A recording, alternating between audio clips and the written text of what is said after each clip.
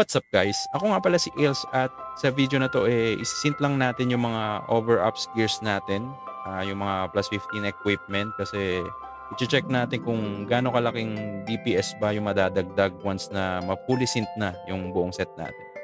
And syempre nagpe-prepare na rin tayo sa darating na 6v6. Di man kami lalaro ng competitive pero kahit papano at least ma-enjoy natin once na ma-sync na natin lahat ng equipments natin. Pero bago ang lahat, kung gusto mong mag-farm ng 24/7 non-stop, subukan mo na tong LD Cloud Cloud Phone. Ito ay isang app na pwede mong gamitin para makapag multi-account ng walang kahirap-hirap at nang hindi nasasakripisyo ang performance ng ating mga device.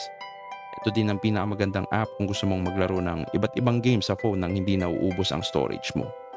Bitin ka ba sa isang account lang ang pinang-farm mo? Well, kahit ilan pa yan, kayang-kaya ng LD Cloud Cloud Phone yan. So ano pang hinihintay mo? I-click mo na ang link sa description at subukan mo na ang LD Cloud Cloud Phone para sabay-sabay tayong makaranas ng non-stop gaming experience. Kaya wag na natin patagalin pa, simulan na natin. Els Gaming TV. Okay, so luto muna tayo ng penetration foods natin. Itetest pala natin guys muna yung DPS natin ng hindi pa nakasync yung mga gears para makita natin kung gaano kalaking increase yung madadagdag sa DPS natin.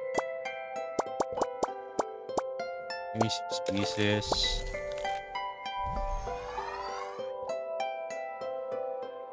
Then mag ano na rin tayo, meal bin na rin tayo para talagang full buffs. Ang babanatan pala natin ngayon guys is dami na demi-human medium, tapos 60% dummy strength kasi sa tingin ko around ganun yung mga ganun yung kunat nung mga tropa nating casual player lang sa PvP. So ayan, lagay natin 60%. Okay, so test natin. Okay, so 83.5 ang damage natin. Hindi na tayo nagsuot ng mga parang DG card para stable lang yung DPS. And human medium. Okay, so yung master skills natin is around 96 naman. Okay, so sync tayo ng isa. Itong pink.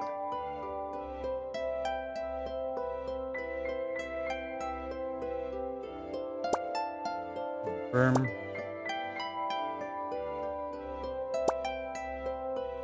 Okay, ayan. Sync na natin. Nakuha natin yung 8% penetration kasi plus 15. Ayun, laki agad ng bigay. 97 na. From 83.5 naging 97.8. Then 112k sa master skill. So talagang sulit yung bigay ng mga synth gears natin. Offhand pa lang yan. So i-synth na rin natin tong Axe, itong Orleans gloves kasi kailangan natin yung magic attack dyan. Okay.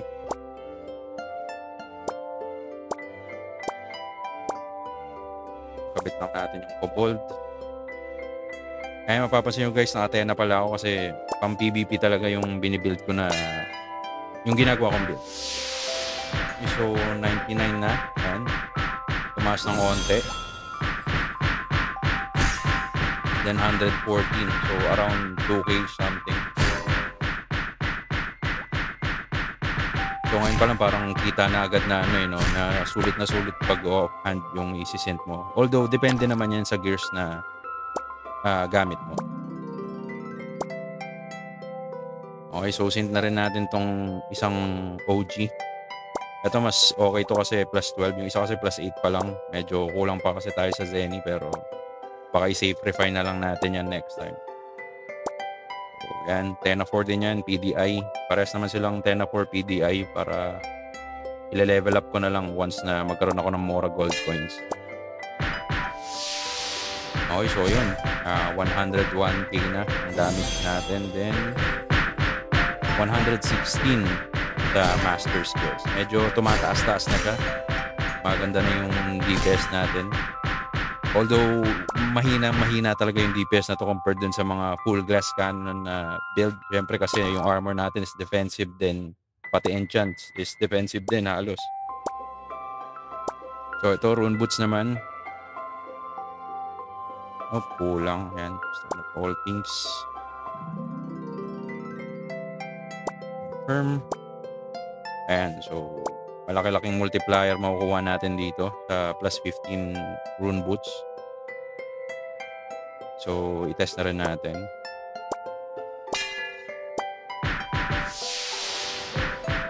Ayan, 109k na. Then 125k sa master skills. Ganda-ganda na talaga yung DPS niya. Kahit paano, da-damage na yan sa mga tropa nating casual PvP player. So, last is itong undershirt. Alam ko crit damage din to eh. Tapos, auto-attack damage yata. I-sync muna natin. Love, confirm. Then, check natin. Kabit muna natin yung Dark Ako. Ayan, crit damage. Then,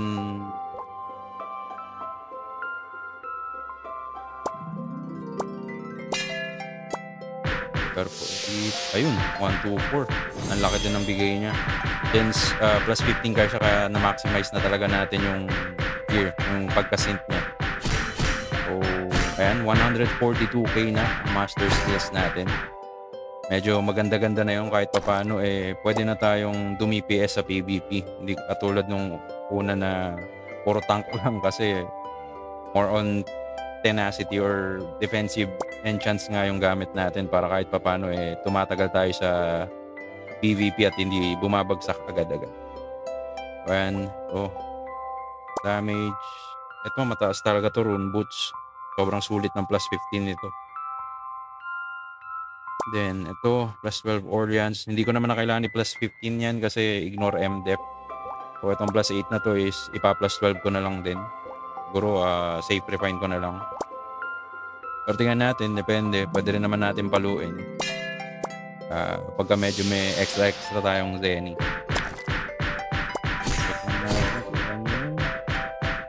Stats natin. So, ang ideally, dapat makapag 500 play tayo para ma-maximize natin yung pink bracelet. And nagsisync naman yun sa undershirt. So, next time yun ang i-goal naman natin. Para kahit pa paano yung mga bonus ng gears natin is nakukuha talaga natin lahat. 124k. So, ang poproblemahin na lang din natin dito is yung critical chance para kasi sa PvP, grabe yung mga player na iba ang tataas ng crit resist. And tingnan nyo, yung handbook ko sobrang mapabayaan na talaga. 12k lang HP, 500 attack, 300 magic attack. So, huwag nyong gagayahin. Talagang nasakripisyo ko lahat yung stats natin sa handbook para lang sa refine. And dito, ayan, 600. Okay naman yung country natin, 600k. Kahit pa paano, decent naman siya sa edad ng server, yung mismong character natin. So, 143. Okay, kahit pa paano maganda-ganda na compared nung kanina na hindi pa nakasin. Ayan, so i-level up din natin yung master skills natin para mas lumakas yung DPS pa. Marami pa talagang kailangan i-upgrade kahit naka plus 15 na ng mga gears.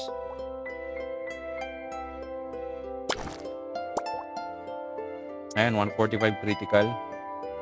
Baba ng crit damage ko. Siguro hanapan ko pa sa mga enchants yan. Maganda kumuha niyan sa mga headwear. Like critical damage or PDI. Para talagang bumomba yung DPS. Try naman natin dito sa PvE naman. Try naman natin yung pang PvE natin. Kaso mahina kasi yung sa PvE itong character ko since yung mga enchants nga is tenacity. Hindi talaga siya pasok. Tapos yung armor pa is going. Unlike pag naka Beast Heart ka talagang sobrang lakas ng damage. Pero check na rin natin. Kabit lang natin yan.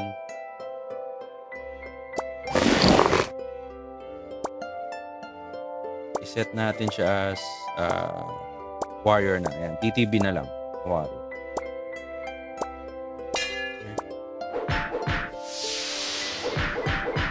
180 yan. Sobrang baba. Naka-ano pa yan ha. Naka-double mino. Sobrang baba pa rin talaga ng ano natin. Well, hindi pa kasi tayo naka-precision stone. Tataas pa. Ayan. Taas pa natin. Pero ang baba pa rin talaga niyan kasi dapat yung RP is ang laki na ng damage sa TTB since DPS roll talaga siya. Pero dahil nakafocus ano tayo, PvP, medyo naapektuhan yung ano natin, PvE performance natin. So, kaya tingnan natin kung pala rin tayo magka-extra Zenny. Try tayong bumuo ng mas decent PvE na setup. Okay, so ayun guys, next time mag-update ulit tayo ng about sa character progression natin. And baka bumuo na tayo ng PvE setup since lumalabas na yung mga mahihirap na content katulad ng TTL, yung mga legend difficulty ng Ponape, Lost Isle. So, kailangan na talaga natin ng matino na PvE setup. So, yan, iipunan natin yan. So, kita-kita na lang ulit sa next video. So, maraming salamat sa panonood and peace out!